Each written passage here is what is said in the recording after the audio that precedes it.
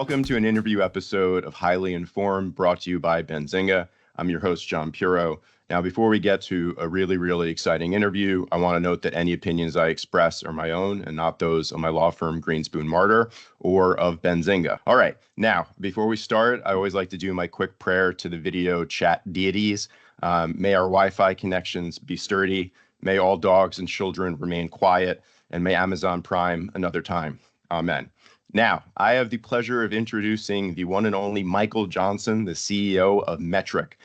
Michael, thank you so much for taking the time out of your very busy schedule, upholding the entire cannabis industry, to join me for this joint endeavor. I appreciate the time. Not sure we're doing just that, but definitely doing the best we can. Really appreciate the opportunity and appreciate the show. Yeah, no, I appreciate your name, actually. And, since I'm always start off with a very serious question, I got to ask you, good sir, was it difficult to be named Michael Johnson in the year 1996 during the summer, perhaps even, the Summer Olympics? That was so I was in high school a little bit after that, and I ran track actually. So I don't know that there was a whole lot of other confusion other than the name, but I definitely got the gold. They were black and gold Michael Johnson track spikes, and I definitely wore them. And I don't believe I won anything, but it felt good. Got it. So you leaned in, right, with the cleats. You're leaned in with a smile on your face and no records broken. No records broken. Maybe a little bit of dented pride, but it was a great experience overall. Well, I thought that's great. Thank you for playing along with that extremely serious question. Now, getting to the real substance here, can you, with the role that you play, in the industry, can you kind of relate to the expression, heavy lies the cannabis crown, right?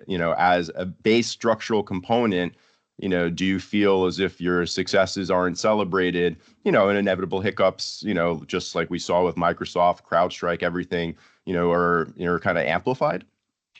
I don't know if I would say, anything about the crown in particular, but I do recognize that we have a very important role to play in the ecosystem. We're honored to be able to be in that role. Ideally, we're in a situation where very few people are ever talking about Metrc, because that means things are going well.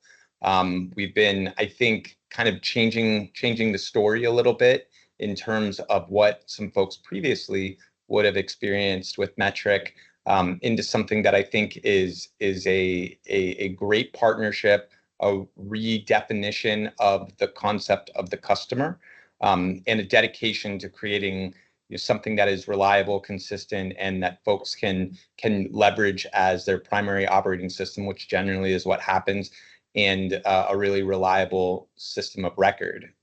It's funny you mentioned the Microsoft and CrowdStrike thing. We were affected by this, and I was alerted around 3:00 in the morning from our team. Already 20 people on our team had been assembled. They actually identified the issue before it was widely identified and widely reported on, because we have built-in systems and processes to identify gaps and any problems within the system, so that we can really be as agile and rapid in terms of our responsiveness. So we had 20 people. They were up the vast majority of the night. Virtually no one was impacted by that on our end, which is very unfortunate. We've offered to loan some of our people out to Delta if they need any help figuring it out.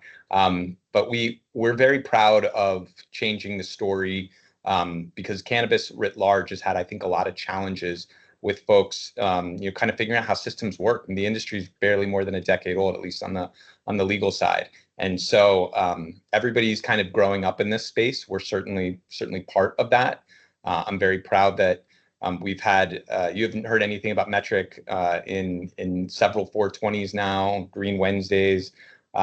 We just recently, actually just last week, helped work with the state of Ohio to launch adult use seamlessly, in among the fastest transitions from medical to adult use that anybody's ever seen. Did Maryland last year. The goal is that these things go smoothly. And generally speaking, if we're talking about Metrc in those situations, it's usually because something went wrong. And so I'm very proud that we haven't really talked a lot about Metrc in any of those situations. I know that's feel unnatural. Unnatural for you to talk about Metrc right now. Targeted. Just so I envision this correctly, it was 3 a.m, right? And you have the special like green phone that rarely goes off. And this one time it went off, and it wakes you up like the equivalent of the president. That's how it played out, correct? Exactly how it is. The bat phone, Okay. actually. It's like the Uh, actual bat phone. uh, We were able to get it on eBay and sell it in the house. So it's very exciting. The house, my family loves it. You're speaking to like a true comic book geek, specifically a Batman fan. So I greatly appreciate that. And also, honestly, I appreciate your humility in terms of, as you say, the role that you have evolved to work to, earned in the industry. So by the way, I also find it interesting, as you said, that, when this crisis was kind of happening with Microsoft and CrowdStrike, because of your systems to put in place, right? I love how software is the only place where redundancy is a compliment, right? And is a good thing, right? And so because of redundancy built in, you guys were able to catch something quickly before it became an issue. So I kind of greatly appreciate that. And that speaks to the infrastructure that you put in place to help support others. So yeah. So now, obviously, I want to ask, do you consider Metrc to be an active participant, that kind of helps shape the cannabis industry, or a reactive party that molds to the needs and innovates, once regulatory requirements, ask you to do so in an incoming, or an existing state market? Yes.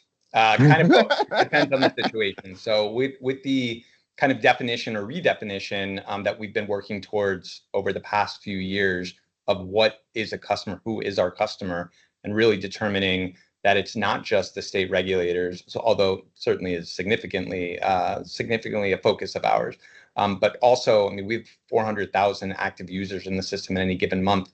399,000 of them are licensed operators. We also have third-party integrators. We have folks that are outside of our core ecosystem, but are still a part of the cannabis ecosystem that are impacted, whether they realize it or not, by the solutions and the services that we provide. You've also got consumers and frequently non-consumers that are trying to learn more about the plant, trying to get better information, trying to make a decision that maybe they feel like they're a little apprehensive about, and so they want to make sure that they feel safe and secure in whatever their experience is. And so I think Metrc has different roles to play in different scenarios. In some cases, we're certainly reactive because of the kind of the whims of what's happening in the regulatory ecosystem and what the different state legislatures desire. Certainly what we see happening at the federal level from Schedule 1 to Schedule 3, what interstate and international commerce could look like. We have lots of thoughts, but we're ultimately reactive in that situation. But I do think we have a much bigger opportunity to be proactive. And this is much more of a new generation for Metrc in terms of being open to that and really leaning in to being a proactive partner to try and identify where the pain points are, where the pain points will be, how the markets are emerging, how they're evolving, understanding the trends, understanding the buying patterns and the production patterns, so that we can make improvements to our system and we can ultimately be better partners to help see around corners, show people what's happening around those corners, and I think help to grow the overall ecosystem in the most safe and robust way.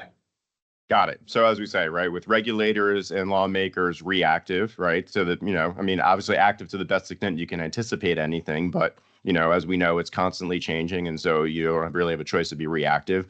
As you said, as you're transitioning, right, in terms of focusing on on the clients that you're serving, the 399,000 active participants in the cannabis industry, you are working to be more proactive in terms of seeing their needs and addressing them. And just out of curiosity, as you were talking about, you talked about the demographic of people that are contemplating trying something and they want to feel, safe and secure. I'm just kind of curious, in what sense are you referring that they're interacting with Metrc products, just out of curiosity?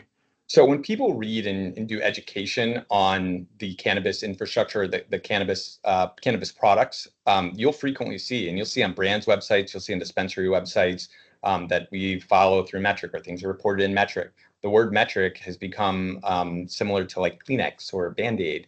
Even in non-metric states, you still have people that are hired to be metric administrators, which is interesting. And so I think there is a bit of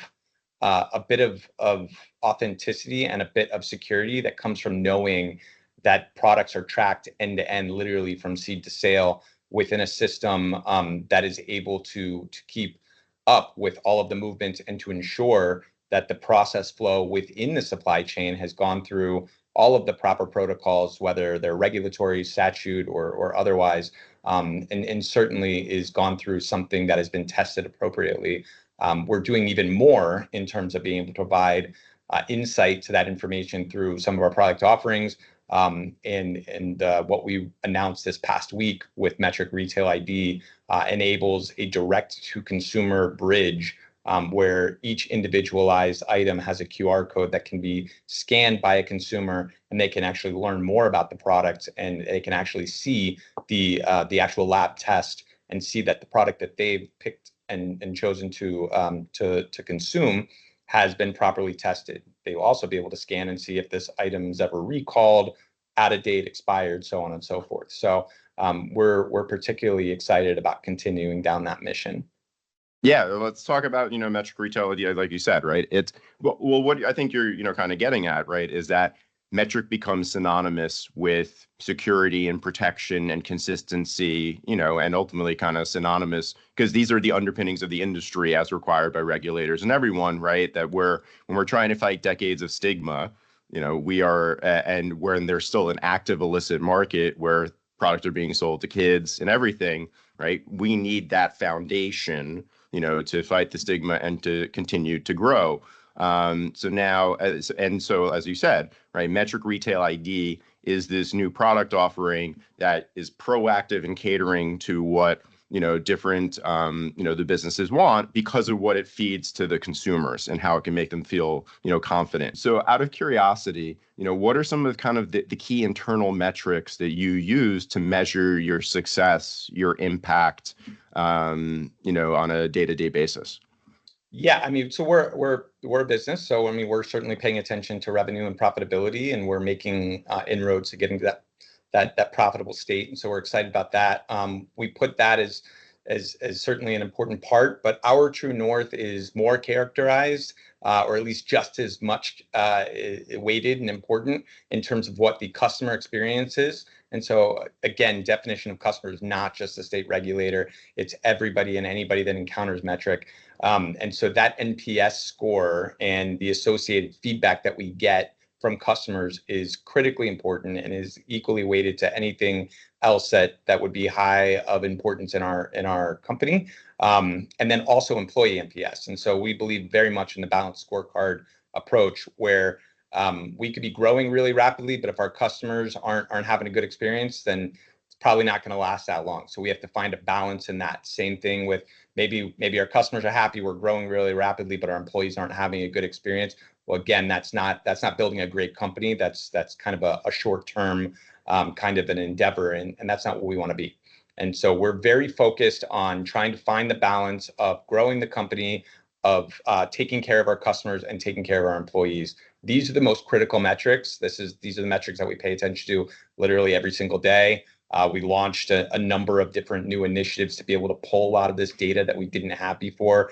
The Metrc of old didn't really get proactive at seeking customer feedback and trying to understand where the pain points are, where the experiences that might be really positive are, and how we can get better at both. If something's good, it can get better. And so we really focus on that. But just like any other company, there are certainly like more leading indicators that lead to that. So customers are happier when the system performs better. Our system runs 3 times faster now than it did a year ago. We used to be somewhat synonymous with the spinning wheel of death, as it was, I think, affectionately, or maybe not so much referred to. That has been dead. We've killed the spinning wheel of death and really restored, I think, a lot of confidence in the reliability and the performance of the system. So a couple examples, but I don't think anything earth-shattering there. Okay. All right. So you guys are saying that you conquered death. All right. So you guys have figured out immortality, the singularity, where you're who we should, Kurzweil should talk with, basically. You guys got it on the software level. Okay. Figured it All out. right. Crack the code. Okay. Sorry. Couldn't help myself there. Oh, Oh, and by the way, just for just in terms of the listeners and acronyms and everything, as you said, NPS, just so everyone is on the same page.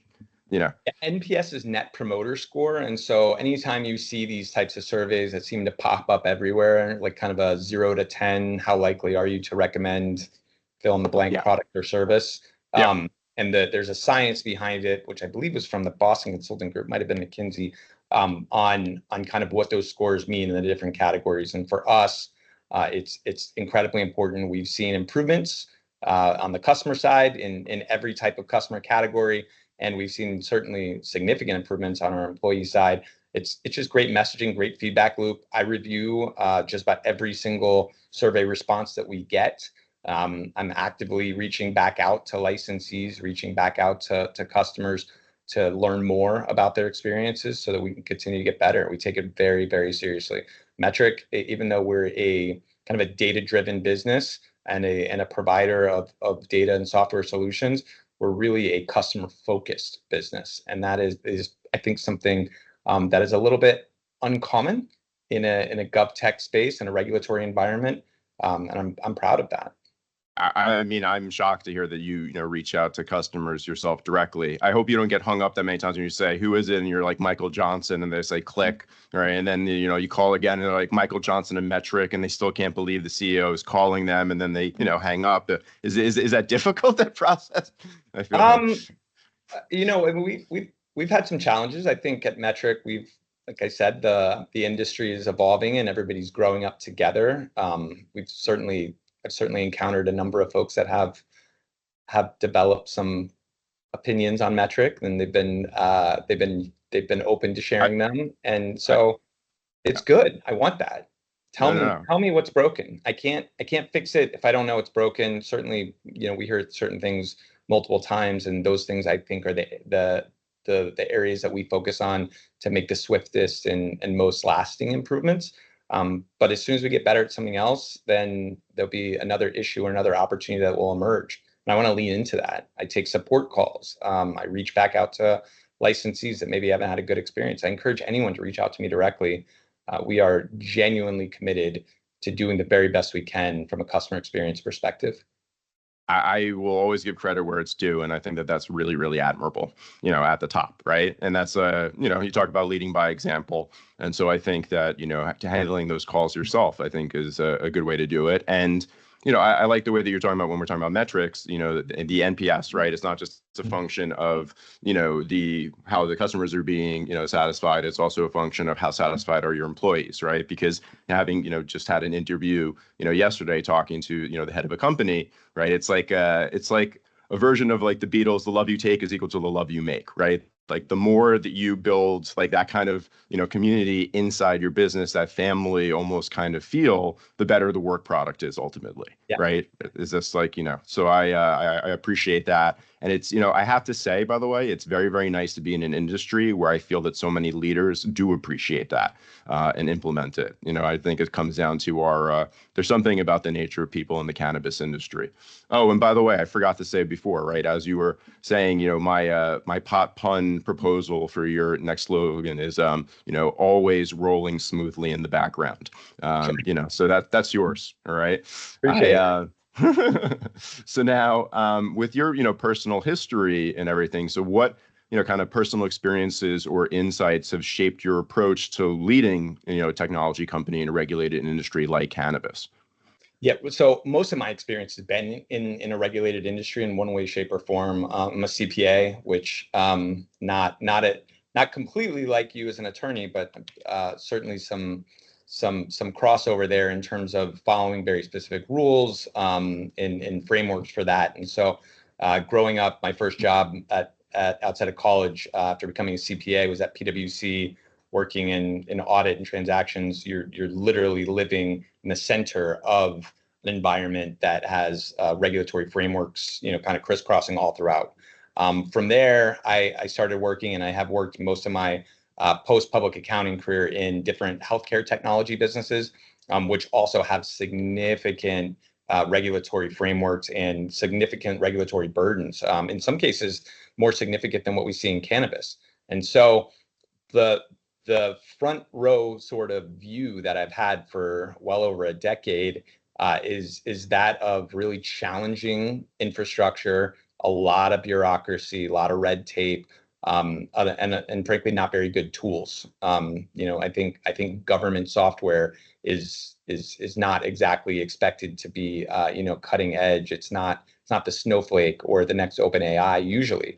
And so when you see that and you see the frustrations and you see that in some ways those types of experiences are accepted, it makes me cringe. And I think it should make everybody cringe. And so you're in a situation with Metrc where I think you have a lot of those, and we've had a lot of those similarities and commonalities in terms of some of the challenging processes, and I think some of the ways that you think about a government mandated software system. And we want to shift that. We want to shift Metrc from being something that's required and you're like, oh, how do I do this, to something that's desired, a meaningful outcome, a benefit for folks, because it's the primary operating system for most of the licensed operators that are in the cannabis space. What I mean by that is over 75% of the licensed operators, and this includes Wow. dispensaries, do not use a third-party integration tool. They just use Metrc as their core system. It doesn't mean they're not using something outside of Metrc, but that's not exactly what Metrc was designed to do. So how are we going to transform Metrc to build and support and have an experience that meets the customers where they're at? Instead of saying, hey, Metrc doesn't do that, or it wasn't designed to be this way, which is what we've done for a long time.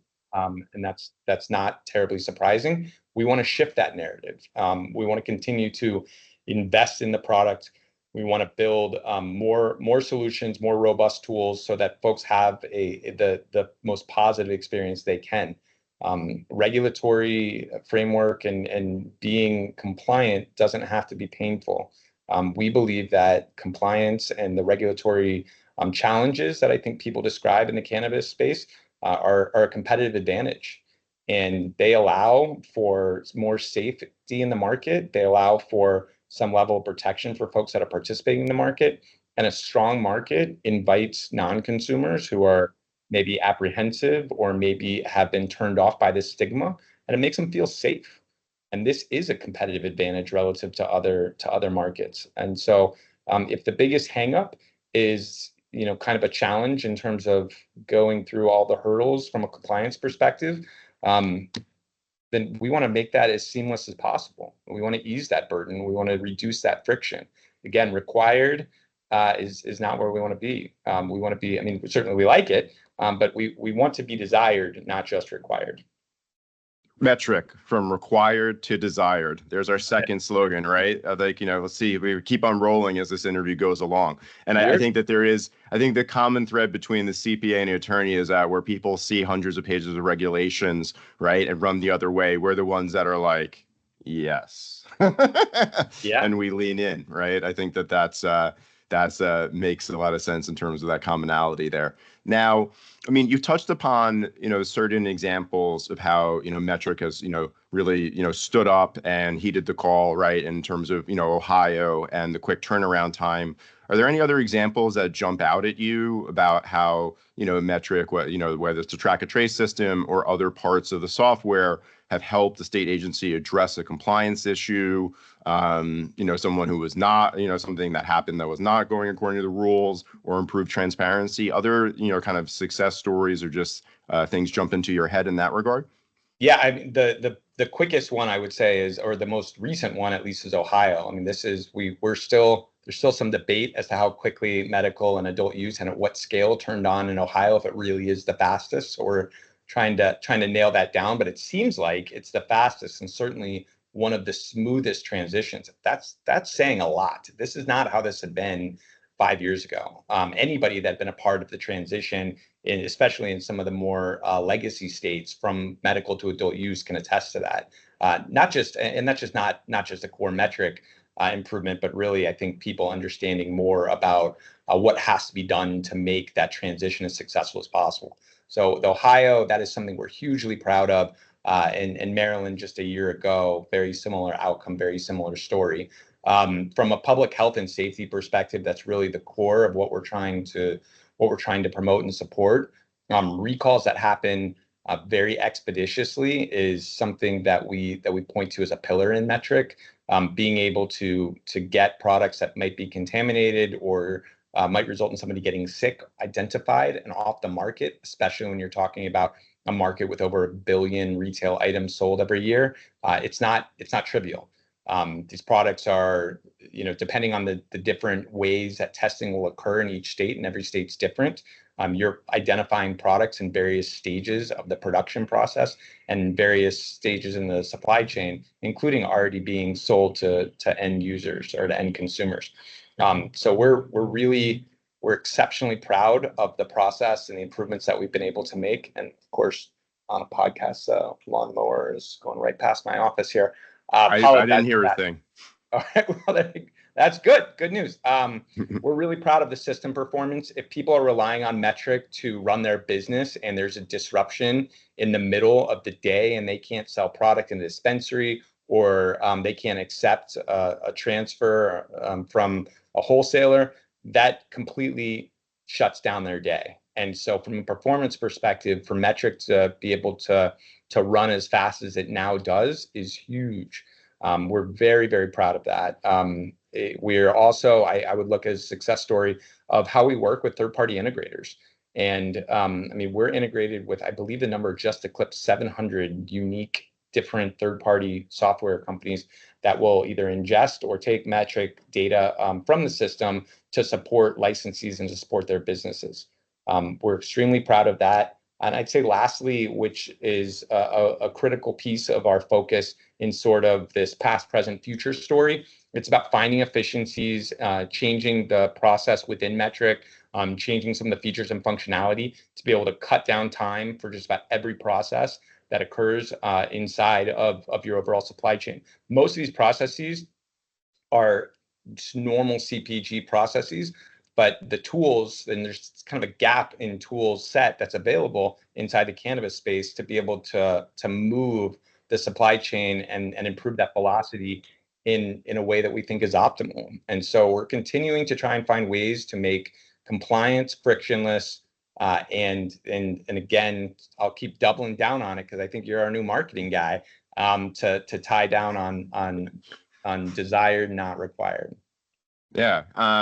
So, in terms of speed, right? In terms of finding these efficiencies, one thing that you keyed upon, I think that you're, proud of and alluded to in that answer and earlier is the fact that, Metrc itself has grown to be 3 times faster. Is that something that you publicize to your customer base, or how do you manage an expectation when you're improving the quality of a service that you're doing under the hood in a fashion like that? I'm just kind of, curious to know how you approach that, right? Because if you set the expectation a certain how do you approach that when you make an improvement as stark as that?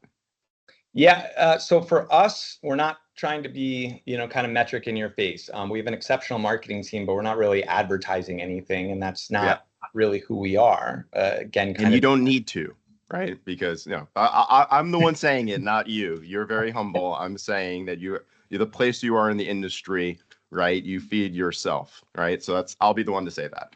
I appreciate that. We've certainly seen a significant reduction in negative sentiment, as I alluded to earlier with our customer satisfaction metrics. But we have shifted in terms of the commitment to a customer-focused business, to very proactive outreach into the different communities that we serve. And so just next week, actually, we have what we call user exchange events in Las Vegas. Nevada is a very important state for us, and so we enjoy Nevada quite a bit. Really great partners out there. And then also in Colorado, which is the first state we were in. So we will be in Denver at the end, I believe it's August 22nd and next week. And so we proactively try to have events and sometimes user groups, user experiences for folks that participate in the space, so that we can hear from them what their experience are. Are things going faster? Is your experience with Metrc improving? Is it improving your life? Is it helping your business? And of course, we talk just about every week in just about every state, at least once, with our state partners. I actively am always in contact with our integrators, certainly our larger integrators, the ones that I think are moving quite a bit of volume in and out of Metrc. A lot of times, the point of sale providers. We care a lot about trying to enrich these relationships, and so the way we're talking about it is making commitments, honoring those commitments, and building trust. And I think that we're in a much better position than we have been in the past. And I think that Metrc is in a much better position than in this industry, than many similar companies in other industries. And I'm exceptionally proud of our team, and I'm proud of the opportunity to be able to continue to partner with the industry. Got it. And by the way, I just wanted, when you're talking about the successes and you're talking about Ohio, right? I think that people need to understand the scale of that endeavor in terms of crossing over. This was a very mature medical market with, I think, hundreds of retail, locations that had the quickest turnaround possible, and you folks enabled that. And so I think I just think that it's important that people appreciate the scale in terms of what you pulled off there. By comparison to other states, Ohio is a pretty big one. It's a incredibly large population. I mean, there's over 12 million people that are in Ohio. Actually, I think it might be just under 12 million people that are in Ohio. We look at Michigan and I think a lot of people have talked about the strength of the Michigan market. Ohio has more people than Michigan.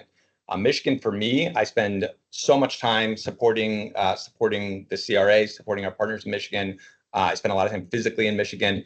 I cannot say enough about kind of the way everything has really come together in such a productive way in Michigan to build an incredibly robust market. But the reality is that you have a very similar size state, a slightly larger state, just a little bit south, that has made a quick transformation as well. And it's wonderful to be able to see that, we've been able to learn from experiences elsewhere.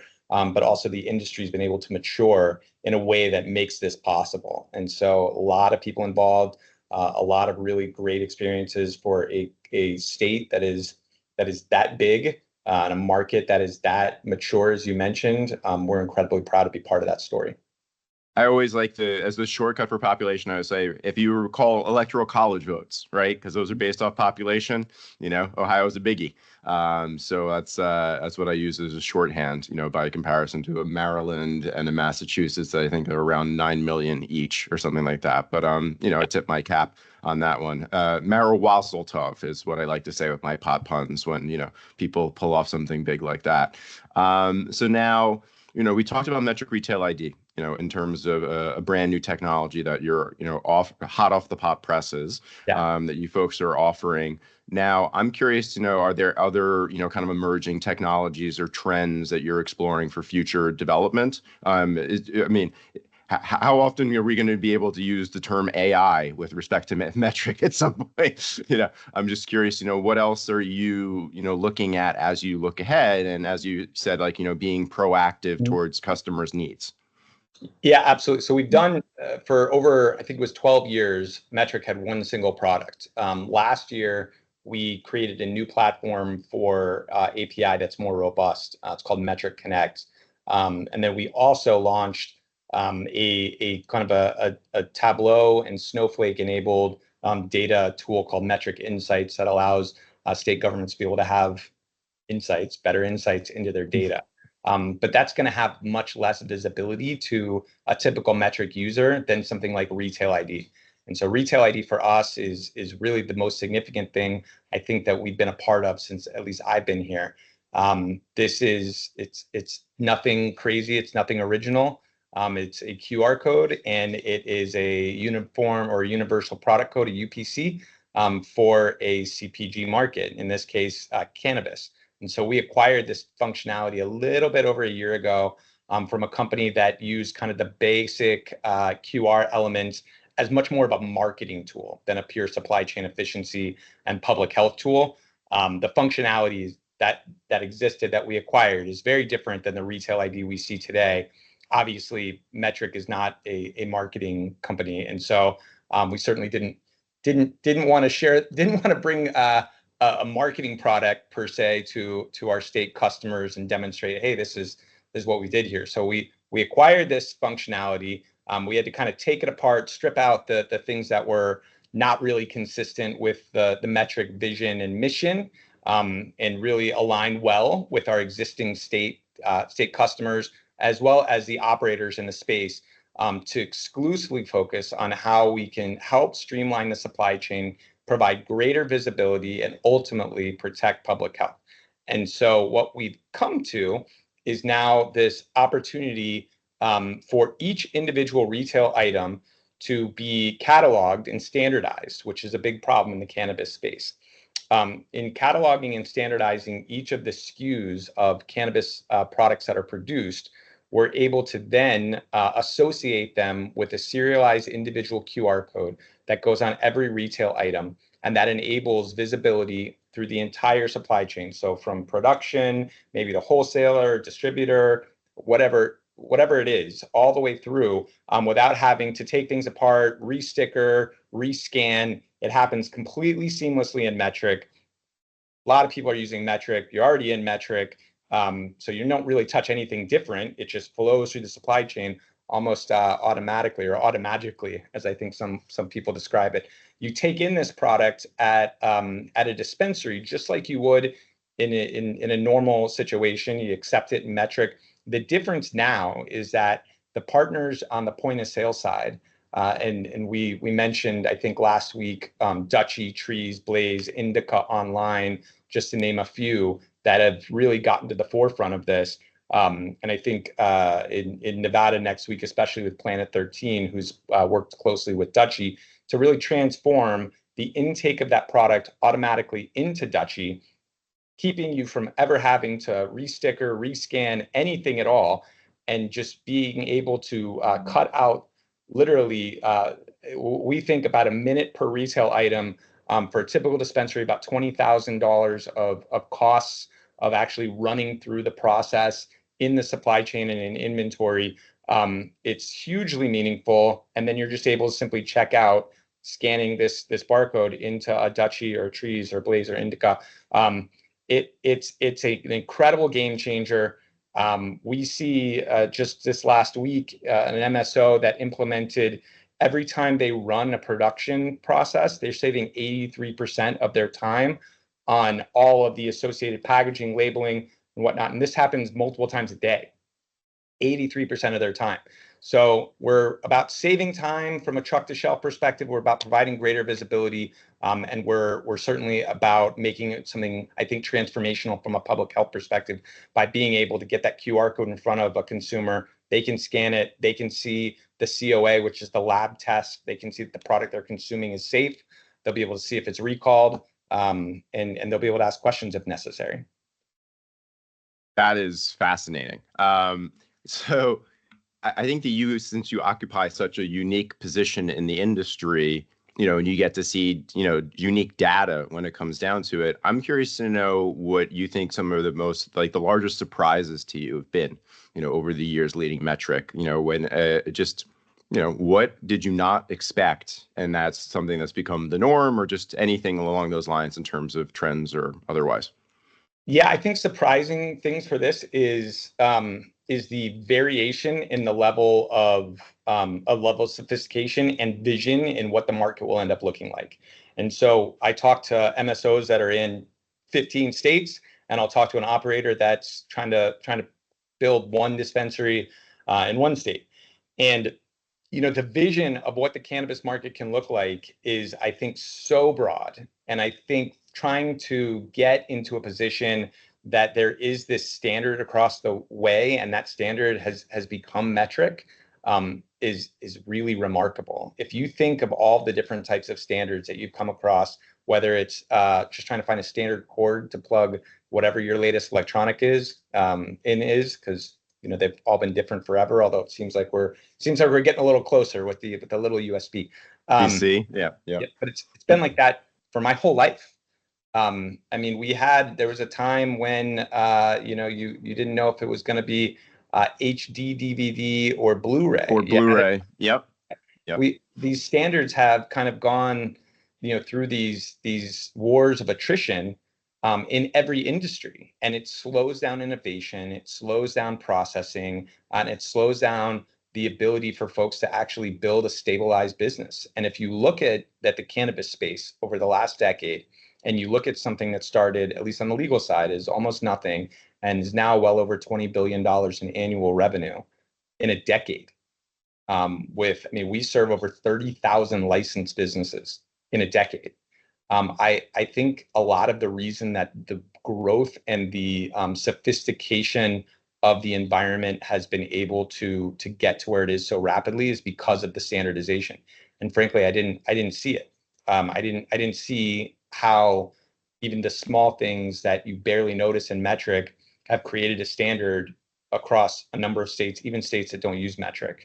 And it's, to me, coming mostly from healthcare, looking at the fact that interoperability, just being able to get one system to understand, what somebody's weight is in another system, because this system tracks it in grams and this other system tracks it in pounds and, ounces to the third decimal, is a problem that is a major problem for healthcare to solve.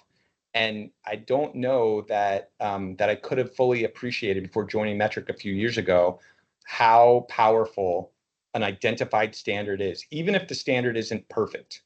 Powerful opportunity for people to speak the same language is so meaningful in terms of their success, and it's so meaningful when you get back to what I mentioned: multi-state MSOs, one operator, they're all able to speak the same language. It just doesn't happen in other industries, at least not as quickly as it's happened in the cannabis industry. So, here, it might be another slogan right here, right? Metrc, Metrc, the standard system. Nah, I don't like that. We could whiteboard that one between us. I understand what you're saying, right? Essentially, is when everyone's playing on the same field with the same system, right? You're speaking the same language, and then that opens up possibilities, right? Rather than creating inefficiencies, as you said, of people going down two separate standards and then having to, as you said, right? The fact that you can be compatible with 700 other, pieces of software is pretty damn remarkable. And that wouldn't be the case if there was, Bizarro Metrc, to make another, comic book reference, because, those are always good things. So I know I appreciate that, as you said, in terms of a surprise. Could you give an example, by the way, as you said, that there was if there's anything that just pops into your head of, as you said, when just something that's built in as like a feature of Metrc ends up being something that dictates how something plays out? Because I thought that was fascinating.